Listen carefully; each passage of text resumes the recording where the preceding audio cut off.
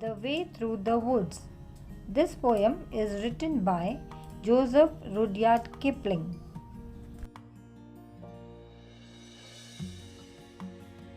The Way Through the Woods is a poem that is filled with mystery. It describes a path through the woods that is now overgrown with grass and shrubs. But it also suggests that there is something in the woods that still follows the route where the old path used to be. However, the speaker never really makes it clear as to what is truly happening in the woods. This beautiful poem was written by Joseph Rudyard Kipling. He was born in India in 1865. He was an English journalist, short story writer, poet, and novelist. He is most well known for writing the novel The Jungle Book, as well as for short stories such as The Man Who Would Be King. His books for children are associated classic for children's literature today. Before I start with the poem, let me tell you a short story behind the way which passes through the woods. Once, a very long time ago, the path through the woods led to the pretty village of Dunhill. However, this path was not very popular with the local people because there were stories about thieves who had made these woods their home. Most weary travelers took the longer road to the village and hardly anyone traveled the path after dark. One day, a noble family was traveling to Dunhill to visit with their relatives. An elderly uncle was very ill and they were in a hurry to reach their destination. So they decided to cut through the forest. But halfway through, the thieves descended on them and the family came to a tragic end. The forest officials decided to close the road through the woods for a while until the case was solved.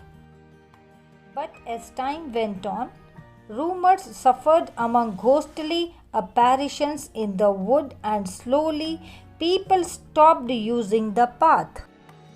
Now let's understand the poem. The poem goes in this way. They shut the road through the woods 70 years ago.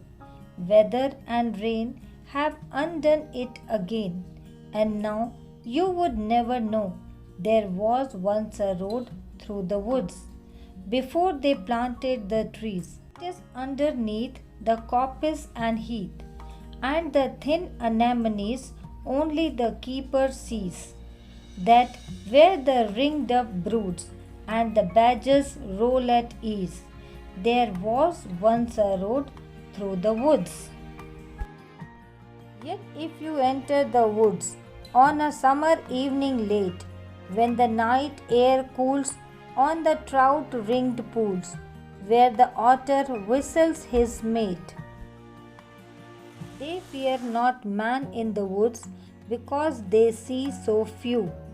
You will hear the beat of a horse's feet and the swish of a skirt in a dew, steadily clattering through the misty solitudes as though they perfectly knew the old lost road through the woods, but there is no road through the woods.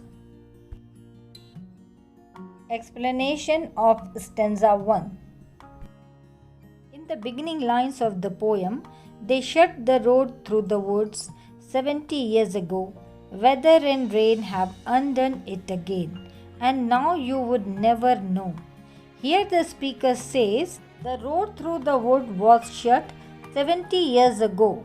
Over the years, the weather and the constant rain, although have erased the path and have caused the shrubs and grasses to grow, now the path is showing no sign of road as later. There was once a road through the woods before they planted the trees. It is underneath the coppice and heath and the thin anemones. These lines tells us that there was once a road through the woods before the trees has been planted in that area, but the road is now covered in dense undergrowth. It is underneath the coppice and heath, means now the road lies hidden under the leveled land, and the anemones, means the beautiful flowers, grown in the path of the wood and covered the road under them. Only the keeper sees that where the ringdove broods and the badgers roll at ease, there was once a road through the woods. In these lines, the speaker says that no one other than the keeper, means the caretaker of the wood, knows that there was a road once upon a time in that place. The keeper sees that the birds and animals are confident and relaxed as the ringdove broods, means hatches, and the badger are comfortable and relaxed. The speaker repeats that there was a road there years ago. Explanation of stanza 2. Yes, if you entered the woods of a summer evening late, when the night air cools on the trout-ringed pools, where the otter whistles his mate, they fear not man in the woods, because they see no few. These lines says that if you enter the wood on a late summer evening, where the air over the trout-filled pools turned cool, here the trouts are freshwater fish. The words trout-ringed pools imply that the fish are visible at the surface of the pool, although they are supposed to be deep in the water. It seems that because people rarely come to the wood, so the fish have been unchecked.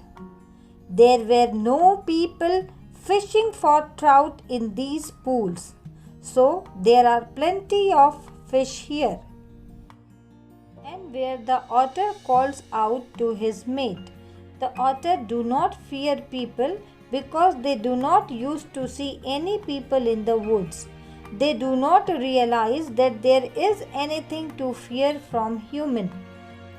The animals live a carefree life here as they do not see many human around them, and hence they do not feel threatened. You will hear the beat of a horse's feet and the swish of a skirt in the dew, steadily cantering through the misty solitudes as though they perfectly knew the old lost road through the woods. But there is no road through the woods.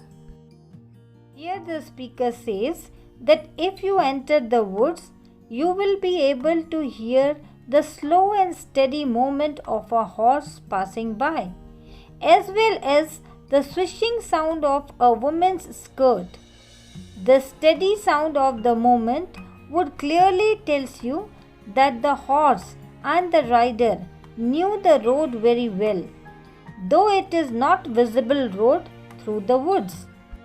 The speaker feels full of wonder and curiosity when he enters the wood.